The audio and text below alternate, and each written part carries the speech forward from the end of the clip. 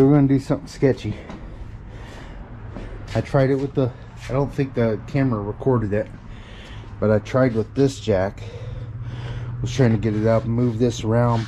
This jack doesn't go up high enough to get, I need to get this part above the bed here so I can push this on. So this jack isn't big enough, even with the couple of 2x4s. So I'm going to use my big jack. Now that this fell off just now, I can now get the big jack in between there, and we'll jack it up and we'll try it again. The joy.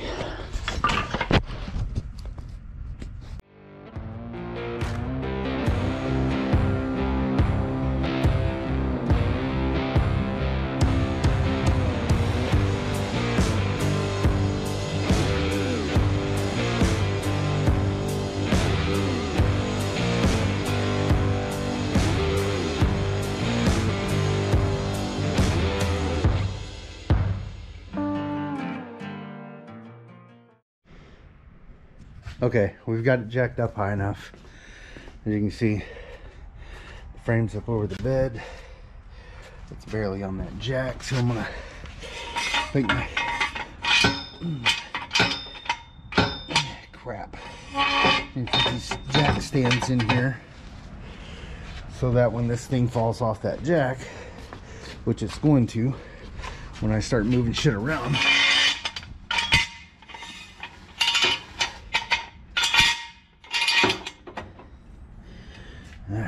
hopefully that'll catch it enough to not damage it, which it shouldn't.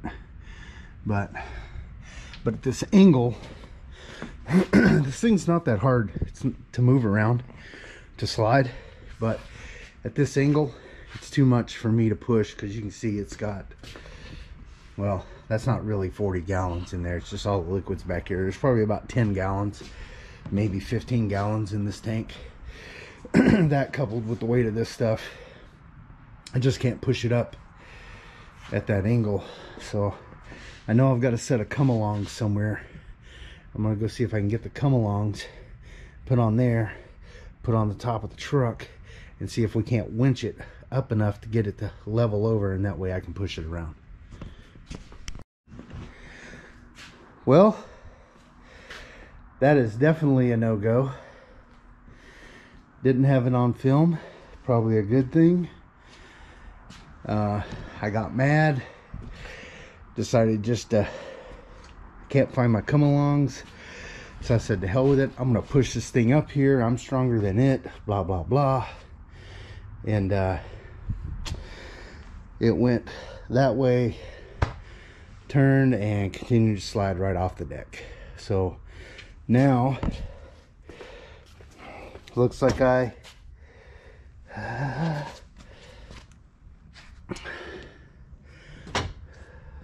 don't see anything damaged, other than it looks like the starter is bent, just the electric start, which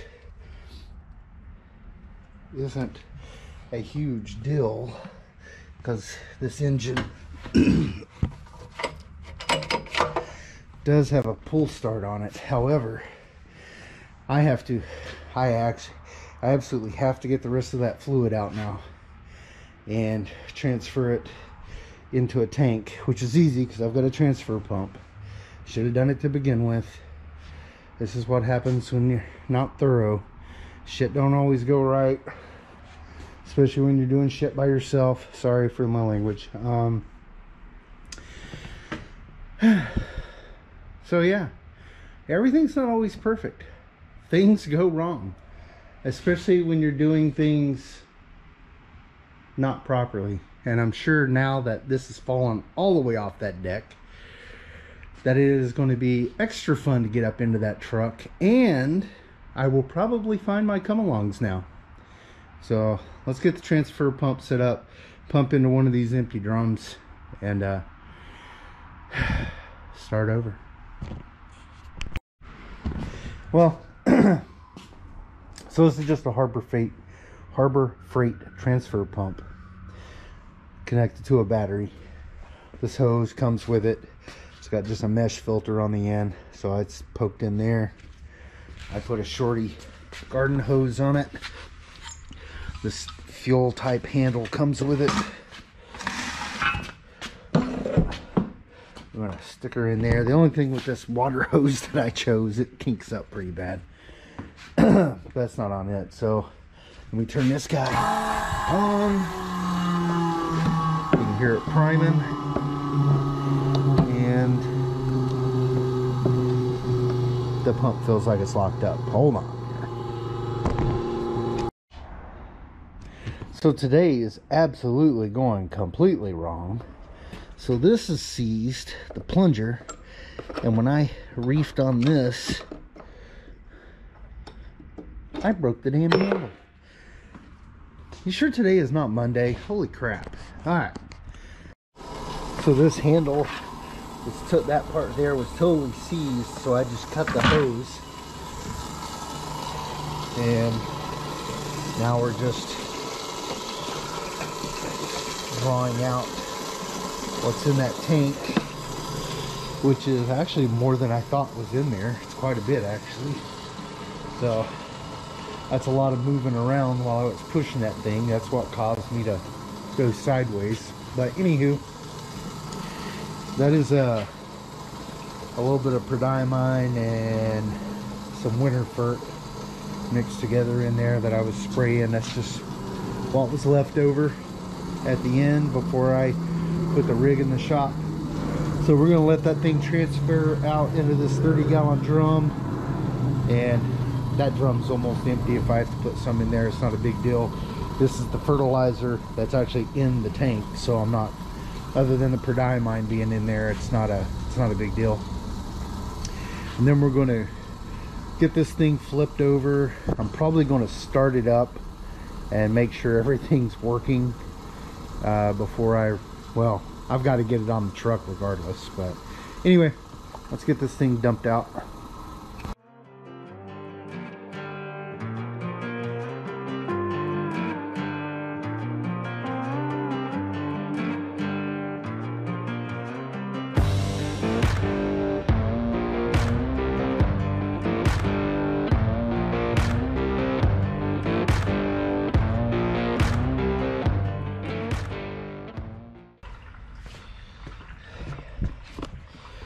Well, so what you hear running is just draining back out of the pump, but the only physical damage I see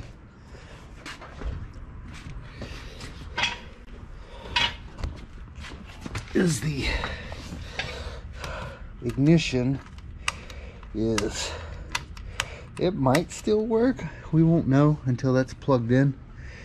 I don't know if I could hook maybe a battery up to this. No, that just runs the real motor. But if anything, I'm gonna let it sit for a little bit, so oil, because it was on its side for quite a while. And then I'm just gonna pull start it, make sure the engine runs, or I might wait until I get it up on the truck. I don't know yet. But yeah, I almost had 30 gallons in there. That's probably, yeah, 20 gallons? I don't know.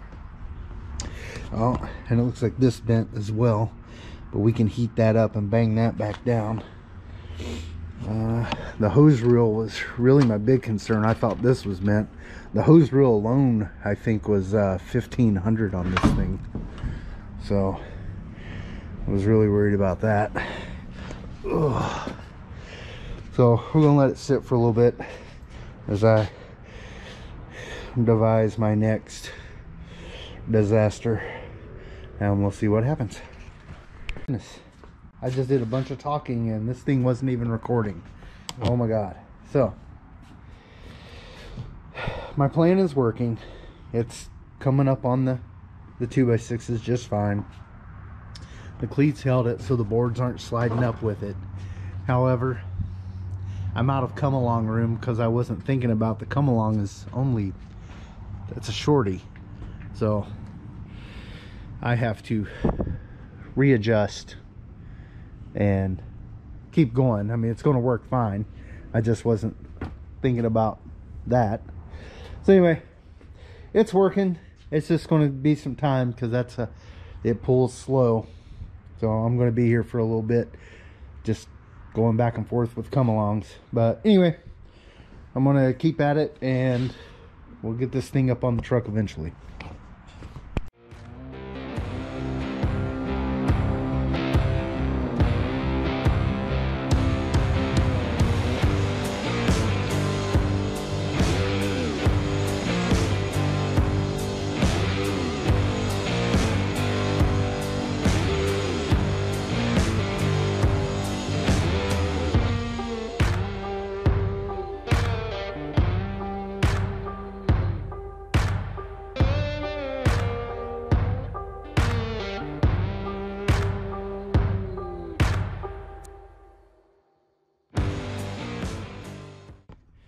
Well, that saved me a lot of cranking. I got it pretty far up there.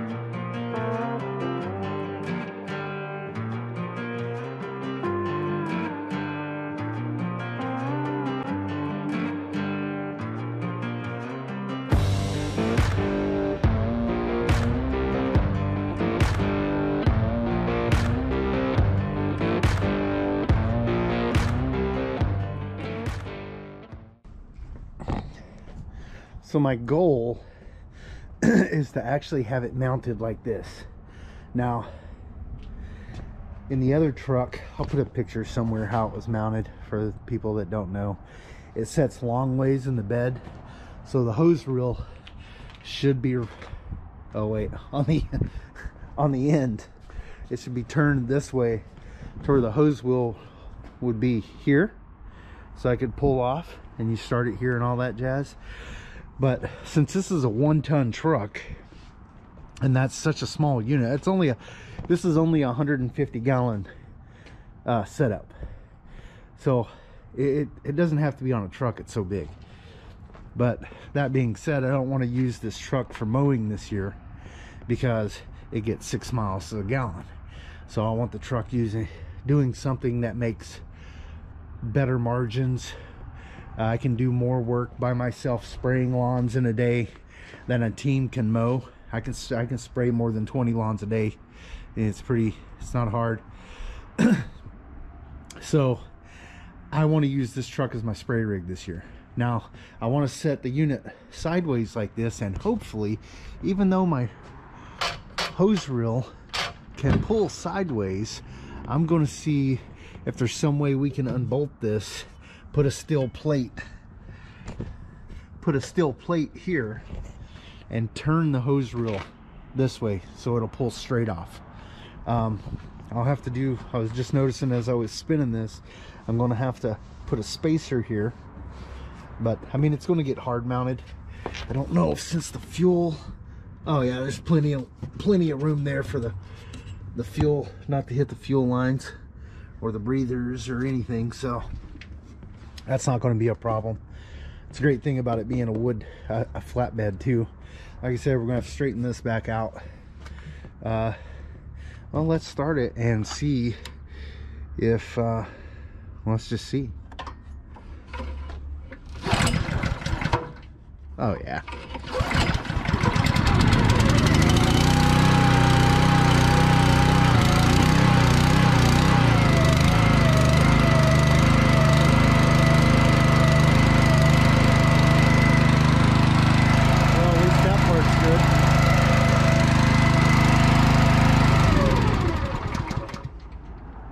Hey. And obviously that works since it turned the engine off. We're gonna have to do some bending around to hopefully you can bend this out and fix this so water's not going down in here. But like I said, if that does hit a point to where it doesn't work, not a big deal, because it does pull start. Pull start's easy. And then we'll either have to reroute, because it'll come from the battery, which is on that side of the truck. And then right now the wiring is here, but you can see it's just zip tied, so we can cut these zip ties, and it's just a plug. We can run that over there. That won't be an issue either, I don't see. So hopefully this is how I can get it mounted, because this is the way I really want it on this truck. That way I have this if I have to go pick up ice or fertilizer or something heavy. I've got this. Hell, even if I have to go haul, I don't know, grass for the guys or something one day, I can still make a little pocket square back here, and I can still use this truck to haul stuff. Not much, but it can still be of use. So that is my goal. I may even take the cage. Might as well show this idea. I don't know, I'm still playing with it. Nah, there's no point.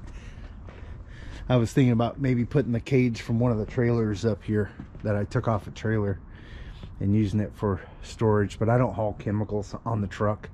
There's no point. The only thing that'll get hauled on the truck, it'll get a load in the morning and granular on the truck if I need it. I got plenty of room to throw my skid sprayer and fertilizer right on the truck. Now down the road, if this system does work well, I might end up putting some kind of a dovetail on it so that I can run the aerator or even the permagreen. I know they make those tailgate things for the permagreen, but if I had a dovetail, I could just put it right up here on the truck, and that would be that'd be pretty cool. But that's thinking down the road. Right now it's just want to get this skid sprayer mounted like this. So now that we got it on there, I'm going to take the big strap it to the truck, and take it over to the ag store and show my guy over there what I'm thinking and hand it over to him. So thanks for watching, guys. Later.